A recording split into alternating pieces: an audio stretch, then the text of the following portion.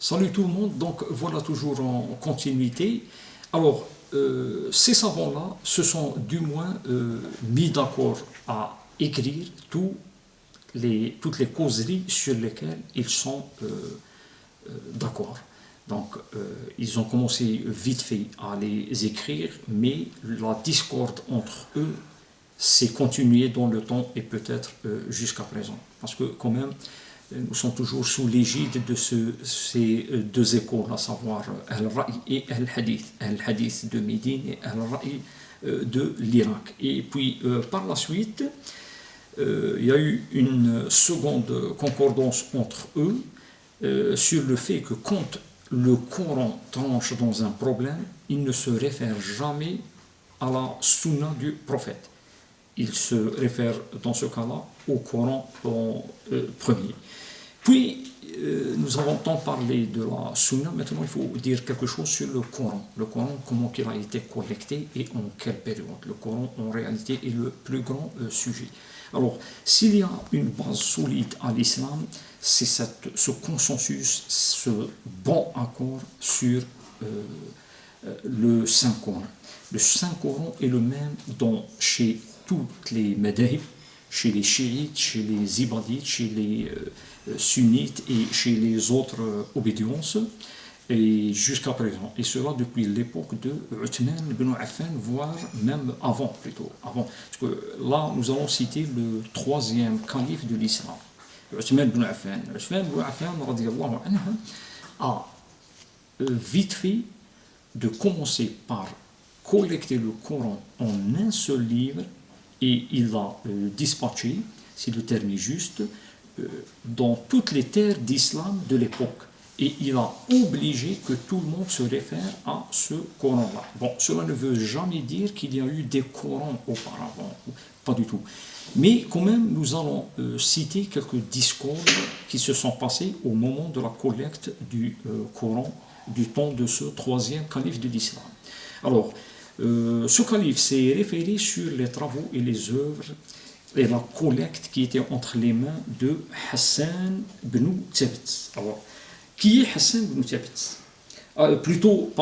Pardon, Zayd ibn Thabit. Alors, qui est Zayd ibn Thabit? Zayd ibn Thabit était l'un des compagnons les plus proches du prophète Mahomet et avait en sa possession le plus, voire la totalité du Coran. Et il y avait d'autres compagnons du prophète qui, eux, avaient une moitié plus ou moins grande par rapport à leur ami. Alors, leur ami compagnon. Et puis, il y avait Ibn Mas'ud. Ibn Mas'ud qui, lui aussi, avait un très très grand nombre de suhuf, ce qu'on appelle suhuf, du Coran. Alors ces suhuf-là, il ne s'agit pas du suhuf que nous utilisons maintenant, il s'agit d'un Coran collecté sur des supports de l'époque. Alors c'était quoi ces supports de l'époque? C'était si'af nakhil, c'est-à-dire les feuilles de palmier, les omoplates de chèvres, de moutons et d'autres animaux, certaines pierres même. Et en l'époque de Uthman, ce troisième calife, quand même, il y avait un peu... l'époque avait évolué et il y avait des supports plus meilleurs.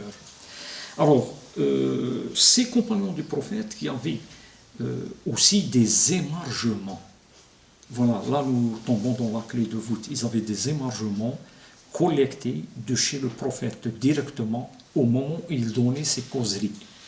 Alors, c'était des explications, des exégèses. Alors là, Uthman ibn Affan a demandé que tout cela soit brûlé et qu'il ne se réfère qu'au texte coranique, aux ayats et sourates purs du Coran, qu'il n'y ait pas un Coran avec des émargements. Alors, Abdullah ibn Mas'ud a souffert, Ibn Mas'ud a souffert le martyre à ce moment-là. Pourquoi? Parce qu'il a refusé de remettre ses émargements. Alors, malgré tout, ils l'ont malmené, ils ont pu lui soustraire. Et ils se sont référés aux œuvres qui étaient en possession de Zayd ibn Thabit. Il y en avait un autre, un certain Abu Moussa.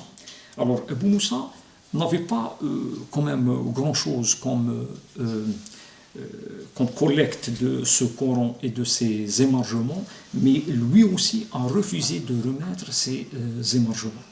Mais malgré tout, il y a eu quand même un consensus, un grand consensus sur ce qui a été collecté et sur ce qui a été...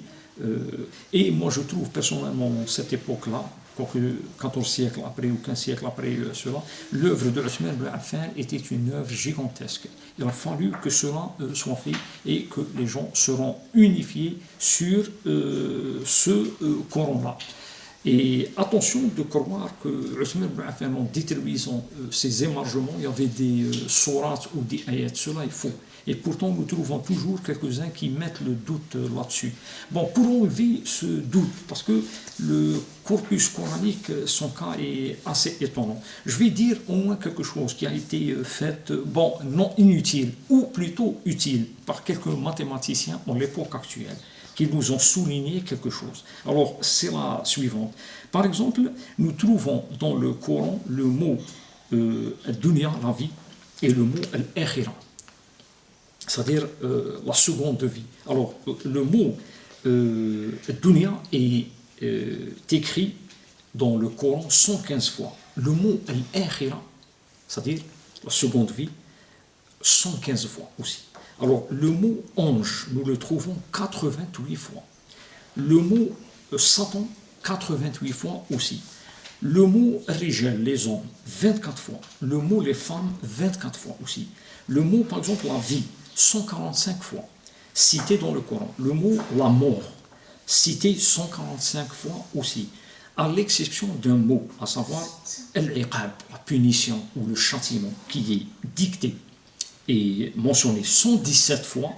Par contre, la clémence, qui est le contraire du châtiment là, hein, al-maghfira, al-iqab, châtiment, al-maghfira, le pardon, ou la clémence est citée 2 fois seulement, à savoir 234 fois. Cela pour dire la grandeur de ce corpus coranique que nous en avons entre nos mains et le fait qu'il soit unifié chez tous les musulmans.